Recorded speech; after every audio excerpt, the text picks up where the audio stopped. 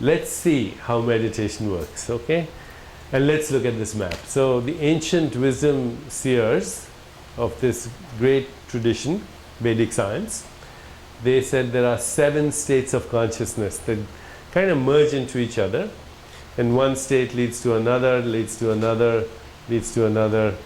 And as we move from one state of consciousness, our knowledge of ourselves and of the world changes, our biology changes, which is our actual physical biology changes, our perception, what we see and hear and touch and taste changes, our cognition, what we know changes, our moods and feelings change, all of that changes. And here's the map. But remember 2 principles. Knowledge is different in different states of consciousness. That's the first principle. And the second principle is that not only is knowledge different in different states of consciousness, reality is different in different states of consciousness. Because reality is what we see and hear and touch and taste and smell and think and feel and all the things we mentioned. So both things change. Knowledge changes and reality changes, and of course our biology changes. Here are the 7 states of consciousness as defined, that structure the map of consciousness. The first state of consciousness is deep sleep. You say, well, am I conscious in deep sleep? Am I aware in deep sleep? And the answer is yes. Not very aware, but some awareness is there. You know, you're fast asleep and I come and say to you, hey, Mr. Smith, your house is burning down. Get up. Let's go. You'll respond. That means at some level you have awareness. Not too much, but some. And of course, if you are bonded with someone emotionally and spiritually, like a mother and a baby, then even when the mother is fast asleep, she can feel if the baby is upset or baby is hungry, she'll wake up. You know, she's aware. There's an awareness there, even in deep sleep. The second state of consciousness is the dream state. Okay, so in the dream now we are having more experience than we were having when we were fast asleep. In the fast asleep state there was hardly any experience, but now in the dream state we are having all kinds of experiences, you know. We go shopping in dreams, we have relationships, we talk to people, we find an environment and we interact with the environment. And so there's a repertoire of experience in the dream state. There is a subject-object split in the dream state. I hope you realize what that means. That means in the dream I see myself as a person and I see other people as people who are different than I am. So there's a subject-object split. That's me in the dream, that's all these other people in the dream, these are the buildings, the scenery in the dream. Okay, so last night if I dreamt that I was in India and that I met the President of India and he thanked me for bringing the message of India to the rest of the world. Then he invited me to his presidential palace. Then in that dream there was me, the President, the journalist, the President's palace and all of that. It's only after I wake up that I realized that, you know, all of that was in a sense me. Even in the dream there seemed to be a subject-object split. There was me, the President, the palace and all of that. Different things. But when I wake up then I realize that that subject-object split, that means me and the objects of my perception as being different things, was not a real split. It was an imaginary split, because in the deeper reality I was all of those things. But I don't know that for sure till I wake up. And what do I wake up to? I wake up to the third state of consciousness, which is the waking state of consciousness. So right this moment I'm hoping that all of you are in the waking state of consciousness and not in the sleep state or the dream state of consciousness. So here we find ourselves in the waking state of consciousness, and we think about last night and the dream state of consciousness. We say that wasn't real, that was just a dream. This is very real. Okay. And in this reality, I'm sitting here, Deepak Chopra, and you're sitting all over there, and we have a bright sunshiny day. We can look outside and see the beautiful grounds here at the Chopra Center, and there are all these different people, the massage therapists, and this is real. This is so real, you can't convince me that it doesn't seem to be real. If I pinch you, you hurt. If I bump into this, it hurts. Everything is solid. And we'll see as we move a little bit that yes, it's real, but it's real only for the waking state. What we are calling reality right now, La Costa, me, you, all these beautiful colors, all these lovely people, this environment, it's real. But it's real just for the waking state of consciousness. It's just real only for the waking state of consciousness, because when I was dreaming, that was real too. But it was real only for the dream state of consciousness. Now it doesn't seem real. So the seers who made the map that we are talking about, they said, when you move from this state of consciousness to the next state of consciousness, then you look back upon this and you'll say, oh, that was an interesting dream too. So is this a dream? Is this real? It depends on which state of consciousness you're in. Okay, if you're in waking state of consciousness, it's totally real. Don't deny it your reality. There's suffering, there's tragedy, there is pleasure, there's pain, there's ecstasy, there's joy, there is injustice. All the problems of life are very real. Don't tell me they're not real. Okay. But they are real in this state of consciousness. What happens when we wake up from this state of consciousness? And we wake up to, what would you think is the next stage of consciousness? If this is the third, what's the next? Anyone? Well, what comes after 3? So let's call it the fourth state of consciousness. What happens in the fourth state of consciousness? The fourth state of consciousness, which in traditional wisdom traditions, it's called many things. It's called transcendental consciousness. I'll tell you why it's called that. It's also called glimpsing your own soul. Glimpsing, just having a little glimpse of your own soul. Why do we call it transcendental? Because this fourth state of consciousness, it transcends. What does transcend mean? Goes beyond the world that we normally live in. The world that we normally live in is a world of space-time and causality. Everything here is in space and time. You're sitting in that location, I'm sitting in this location. So that's the world of space where you and I are separate. Also time, there's a past, there's a present, there's a future. And also causality. This causes this and this then becomes the cause of that. So the ordinary world which we inhabit and experience through our 5 senses is the world of space-time and causality. When we transcend this world of space-time and causality, go beyond this world of space-time and causality, then we call that glimpsing the soul. Because the soul is not in this world. The soul is not of this world. Yesterday or before, when we've talked about, we said the soul cannot be found in the brain, it cannot be found in the body, that it exists in the gap. But the gap, where is the gap? There's the same gap between your thoughts and the gap between my thoughts. And in fact, when we defined the gap, we called it non-local. We said it's a domain where everything is inseparably one with everything. In science, they refer to that as acausal, which means without cause. Non-local, which means you can't find a location.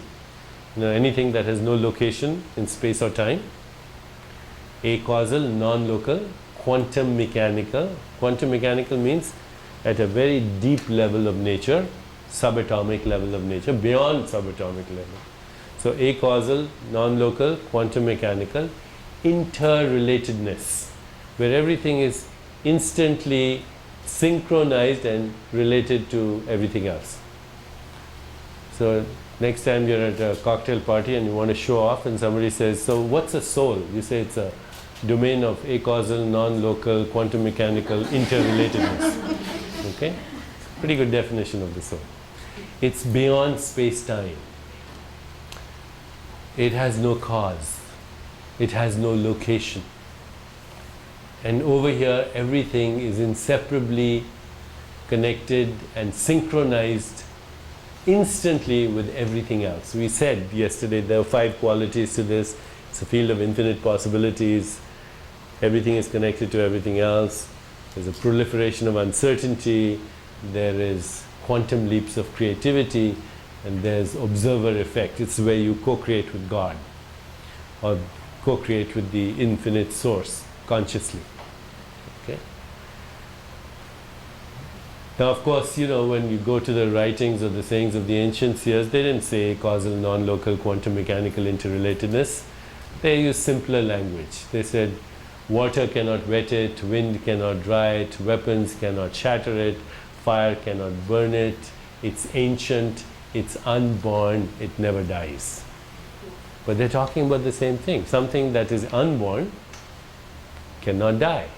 Something that cannot be destroyed by fire, water, and everything else that we know couldn't be in the material world.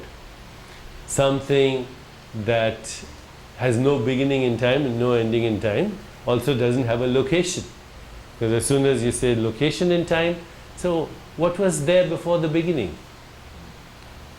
If there's an ending in time, what's there after the ending? If there are edges in space, what's there after the outermost edge? So today quantum physics says that's a ridiculous question. The question is wrong. Okay? You can't say what was there before the beginning because we live in a universe that has no beginning. But you say, oh, what about the Big Bang, 13.8 billion years ago?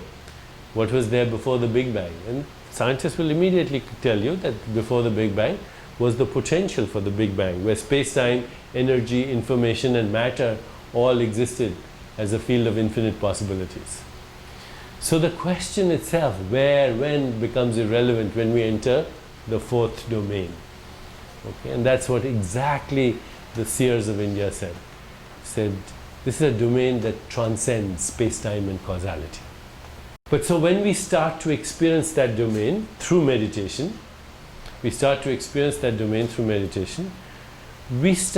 feel that we're glimpsing something that we didn't glimpse before. Now, we may not know soul, we may not know all this which I'm telling you, and even if I hadn't told you all this, you would start to experience something. The reason why I'm telling you all this is that when you know something and then you experience it, it makes a little more sense. Otherwise, it takes a little while to figure it out. But even without my explanation, you would all figure this out. Because once you have the experience, you will figure it out. It might take a little longer. Having the explanation, having the map, you figure it out a little faster. Okay. So when we start to experience transcendental consciousness, or when we start to experience our soul, what happens? Well, what happens is we start to feel that there's something more to everyday reality than meets the eye. Just that. Okay, there's a famous poem of the great Sufi poet Rumi. And in this poem he says, this is not the real reality. The real reality is behind the curtain. In truth, we are not here. This is our shadow. This is not our real reality. The real reality is behind the curtain. In truth, we are not here. This is our shadow.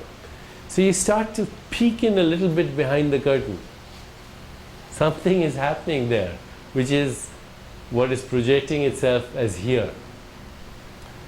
I think I may have used this poem before, but it's from Walt Whitman, where he says, when he glimpsed his soul, he said, I must not be awake, for everything looks to me as it never did before. Or else I'm awake for the first time, and all that was before was just a mean sleep. Okay, so he's talking about what we're talking about. One of the great minds in America, Walt Whitman, a great poet, but also a transcendentalist. We used to call these people Walt Whitman, Emerson, Thoreau, they were all transcendentalists because they spoke of this fourth domain. So when we wake up to the soul, first thing is we have an inkling that there's more to reality than meets the eye. The second thing is, because the gap is our connection to where everything is connected with everything else, we start to have a bit of intuition. We start to know things a little bit before they happen. Okay? We start to find the hidden meaning behind certain events. We start to understand relationship a little better. We start to feel that our dreams maybe are a little more meaningful. Something is happening where my inner world and my outer world are establishing some kind of relationship. And I start to see that there is some connection between my inner world and my outer world. Of course, because everything else is, a function of consciousness, perception. So I start to enjoy what I experience through my five tastes much more. Food tastes better. So food that's not unhealthy, I start saying I don't want to eat it. And so your dietary habits begin to change. Because your senses are refined, if you're smoking, you say I don't want to smoke anymore. Because your senses are refined, you don't want to put things in your body that hurts your body. It's just your body is saying, I want to enjoy life more. So your health starts to improve, your toxic habits start to fall away, your relationships start to improve, your social interactions start to improve. You don't feel like fighting or arguing over simple, ridiculous things. And so there's a change, and people will notice the change. They say, what are you doing? There's something different about you. You're losing weight if you're heavy, etc. Okay. Everything starts to improve. In one word, we can say the quality of our life begins to improve. Nothing so far that's magical or miraculous or extraordinary or supernatural or anything like that. Okay? Just a general improvement in all these areas of our life and a little intuition. Okay, so that's the fourth state, also called transcendental consciousness, also called glimpsing the soul. Now, very interestingly, if you're a biologist and you want to measure somebody's brain waves, you'll find that the brain waves are different in sleep than the brain waves in dreams. The brain waves in dreams are different than the brain waves in waking consciousness. And the brain waves, when you're glimpsing the soul, or when you're even doing simple meditation, just going into the gap now and then, the brain waves are different. They're completely different from the ones in waking state. So your biology is different, your physiology is different, the way your brain functions is different. Now, by and by, you start to move into even a more expanded state of consciousness. And naturally, since the last state of consciousness we spoke about was the fourth state, the next state of consciousness is the fifth state. The fifth state is also referred to in the wisdom traditions as cosmic consciousness. And in India, very frequently, we refer to it also as Christ consciousness. And the reason it's referred to as Christ consciousness is that Christ said something in one of the Gospels that suggests that he was talking about cosmic consciousness. So I think it's in the Gospel of John. I might not be 100% sure, but it's one of the Gospels that Christ says, I'm in this world and not of it. So are you familiar with that expression? I'm in this world, I'm not of it. I'm in this world and not of it. And in our language, we would say that that phrase means that there is simultaneity of local and non-local awareness. Simultaneity of local and non-local awareness. What is local awareness is the same thing. Awareness in this domain of space-time and causality. That's local awareness. Non-local awareness, awareness in that non-local, acausal, quantum mechanically interrelated domain. when I experience both at the same time, then I'm in this world and not of it. Okay. So you say, well, that sounds very interesting. What does it mean? What it means is that you might have the actual experience, and you will have the actual experience, that your body is fast asleep, but you as spirit is observing that body in deep sleep as if from the outside. So once again, your body is fast asleep, but you as the spirit is observing that body in sleep as if from the outside. Or your body is dreaming, and you as the spirit is observing that body in the dream state.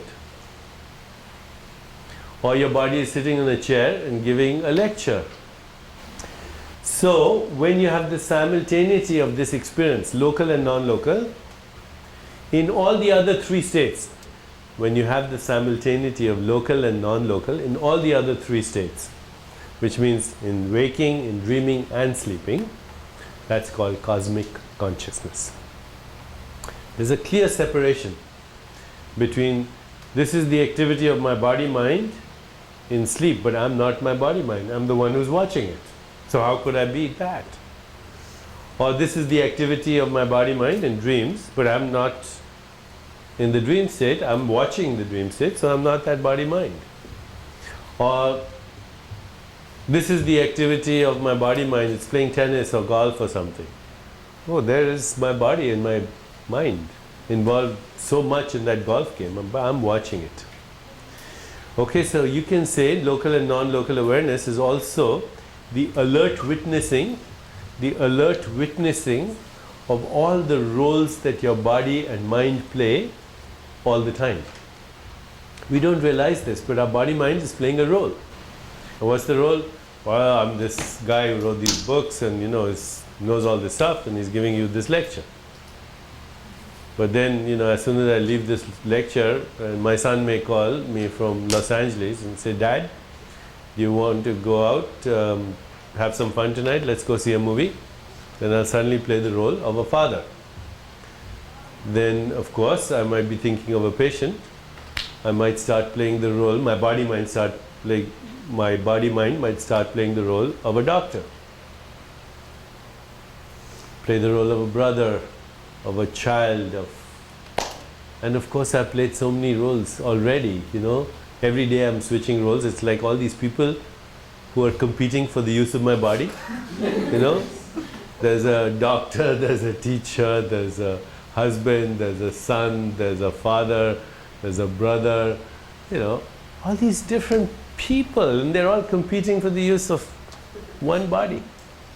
Like all these multiple personalities. I start to recognize that my spirit is not the roles I play. My spirit is the alert witness of the roles I play. Furthermore, even my body-mind has played many roles. Once upon a time it was playing the role of a teenager. Certainly this is not the body of a teenager. Once upon a time it played the role of a child. One day it will play the role of an old man. So which one of those is me? And so there's an internal realization in cosmic consciousness, I'm not the roles I play. I'm the alert witness of the roles I play. And whilst it may be my destiny to play an infinity of roles, I'm not those roles. Because the detached observer of the roles has woken up. And that detached observer of the roles is fully awake even when I'm sleeping, even when I'm dreaming, even when I'm doing whatever else I'm doing. It's a great liberation. It's a great liberation because your body goes through the experience of suffering, of pain, of all these opposites, but now you say, it's fine. I'd like my body to not suffer so much, but I'm not really suffering. The body is doing that. Okay? That's little bit of detachment. So we say you can be engaged and detached at the same time. You can be engaged and detached at the same time. And in fact, you can be very much more passionately engaged. Why would you get more passionately engaged? You say, passion is the opposite of detachment. So how can you be detached and passionate at the same time? And the reason is you can play the role really well. Because the drama, or shall we say the melodrama, is out. As long as there's melodrama and hysteria, then where's passion? It's only drama. If you ask a great Shakespearean actor, one day you have to play Julius Caesar, the next day Hamlet, the third day Macbeth, etc. They really get into their roles, right? If they're good actors, any actor will tell you, they really get into their roles, they're passionate, but they don't forget that they're not the role. Because if they forgot they're not the role, they would never be able to do another role. So you suddenly become that great Shakespearean actor, but it's not on the stage in Manhattan or on Broadway, it's in the stage of the cosmos. It's the stage of the universe. Your playground becomes the universe. So I'm going to play all these roles. And at the same time, because now you really understand the meaning of non-locality, you see that you've played these roles over lifetimes. It's not just the roles over this time. All these lifetimes you've played these roles. Okay.